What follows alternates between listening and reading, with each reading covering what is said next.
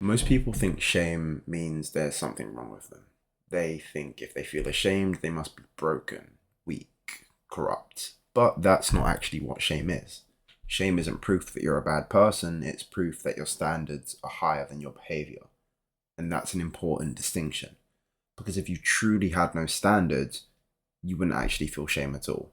You'd lie without thinking about it. You'd cheat without remorse. You'd hurt people and you would go to sleep peacefully. The fact that you feel ashamed, it means something inside of you disagrees with how you're living. That disagreement is a really healthy gap. It's the gap between who you believe you should be and who you currently are. And while this gap is painful, the pain isn't the problem. Sometimes it's just feedback. Let's break this down properly. There are more or less three types of people when it comes to shame. The first type just feels no shame at all. They lie, manipulate, betray people, avoid responsibility, and feel nothing. This person is dangerous because they don't actually have any internal resistance. The second type feels shame, but they numb it. They drink, they distract themselves, they chase validation from other people, and they blame their circumstances, whether that was from childhood or other relationships. They never actually accept responsibility. They know something's off, but when it comes to actually correcting behavior, they don't do that. They just silence it. And that's where most people live. Now, the third type, they feel shame and they listen to it. They use it as data. It's not identity.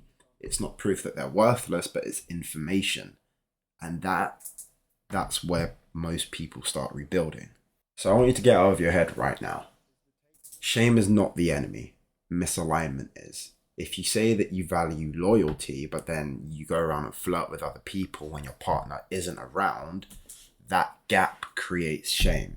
If you say you're disciplined, but you constantly break promises to yourself, that gap creates shame. If you say you want to be respected, but you lie when it's convenient, that gap creates shame. Shame isn't random, it's mathematical.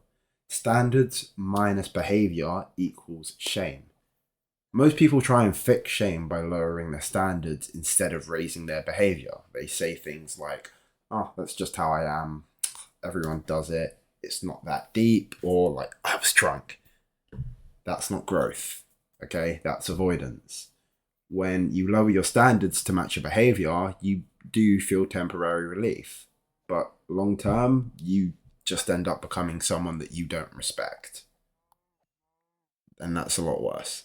Personally, I used to think shame meant that I was a terrible person. So I tried to outrun it myself. I was in the gym and I was training harder to improve my appearance. And from that, I gained a lot of attention.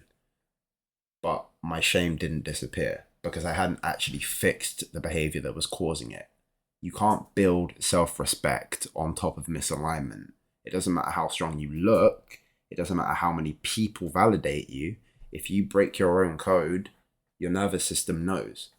That's why confidence feels unstable when you're inconsistent. That's why some people look confident in public, but, feel hollow in private. Because shame doesn't really care about aesthetics, it cares about alignment. So what do you actually do with shame?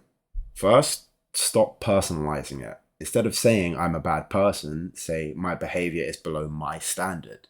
That's something that's empowering. That's a step forward because behavior can change. Second, you identify the specific gap, not vague guilt, specific misalignment. What did you do? What standard did it violate? Why did you do it? If you don't clearly define it, you can't correct it. Third, you close the gap with action, not emotion.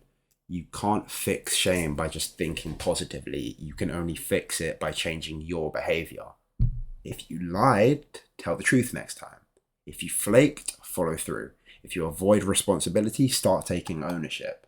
Small, consistent alignment rebuilds self-trust. And self-trust is the foundation of confidence. Now, here's something most people won't tell you. You don't need more self-love. You need more behavioral integrity.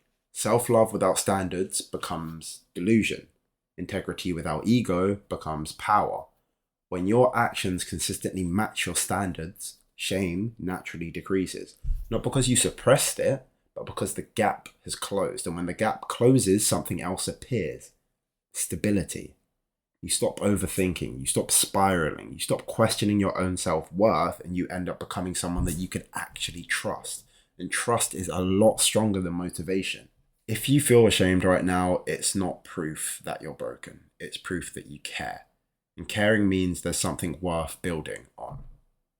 The worst place to be isn't in a pit of shame, it's indifference. So instead of numbing it and lowering your standards and blaming it on your past, use it.